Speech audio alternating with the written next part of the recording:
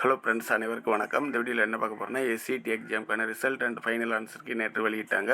எல்லோரும் உங்களுடைய மார்க் என்ன அப்படிங்கிறத செக் பண்ணியிருப்பீங்க. அடுத்ததாக சிவி லிஸ்ட் எப்படி மாத இறுதிக்குள், அதாவது ஏப்ரல் மாத கடைசிக்குள்ளே வெளியிட வாய்ப்பு இருக்குது.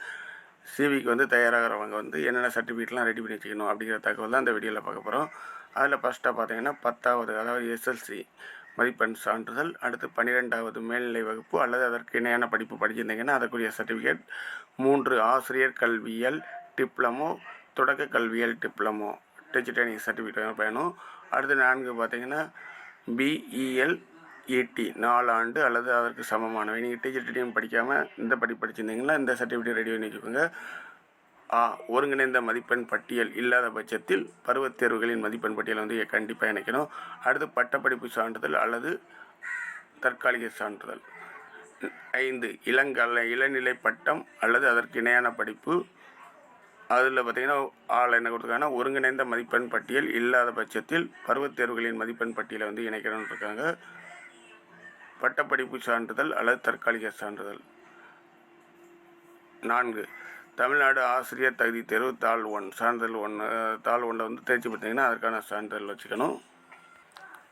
அடுத்ததாக சாதி சான்றிதழ். தமிழ் வழியில் படித்ததற்கான பிஎஸ்டிஎம் சான்றிதழ், பிஎஸ்டிஎம் சர்டிஃபிகேட்டு.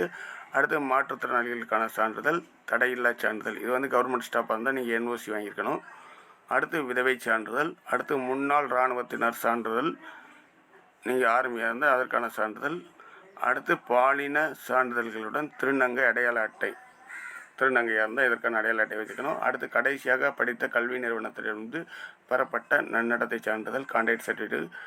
அடுத்து அரசிதழ் பதிவு பெற்ற அலுவலரிடமிருந்து பெறப்பட்ட நன்னடத்தை சான்றிதழ். 2 நன்னடத்தை சான்றிதழ் கேட்டிருக்காங்க, 2 வாங்கி வச்சுக்கோங்க.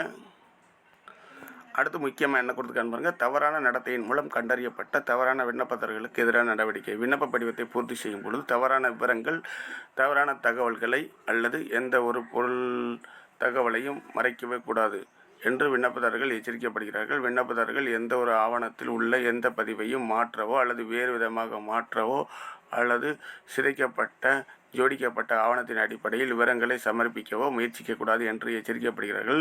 விண்ணப்ப படிவத்தில் ஏதேனும் தவறு அல்லது முரண்பாடு இருந்தால் விண்ணப்பம் நிராகரிக்கப்படும் அப்படின்னு கொடுக்காங்க. அதுக்கு மேலே பார்த்தீங்கன்னா, கிரிமினல் நடவடிக்கைக்கு பாரபட்சம் இல்லாமல் டிஆர்பியின் தேர்வை தேவையான இடங்களில் எழுதுவதை தடை செய்யாமல் பின்வருவனவற்றில் ஏதேனும் ஒன்றில் ஈடுபட்டதாக கண்டறியப்பட்ட விண்ணப்பதாரர்களின் ஆட்சேர்ப்பின் எந்த கட்டத்திலும் சுருக்கமாக நிராகரிக்கப்படும். அதாவது நீங்கள் தவறான தகவல் கொடுத்து இந்த தேர்வு உங்களுடைய தேர்வு நிராகரிக்கப்படும், விண்ணப்பம் ஏற்றுக்கொள்ளப்பட மாட்டாது அப்படின்னு கொடுத்துருக்காங்க.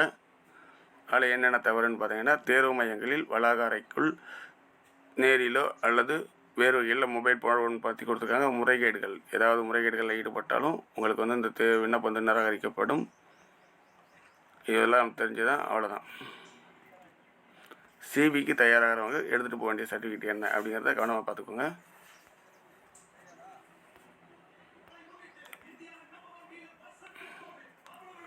தேங்க்யூ.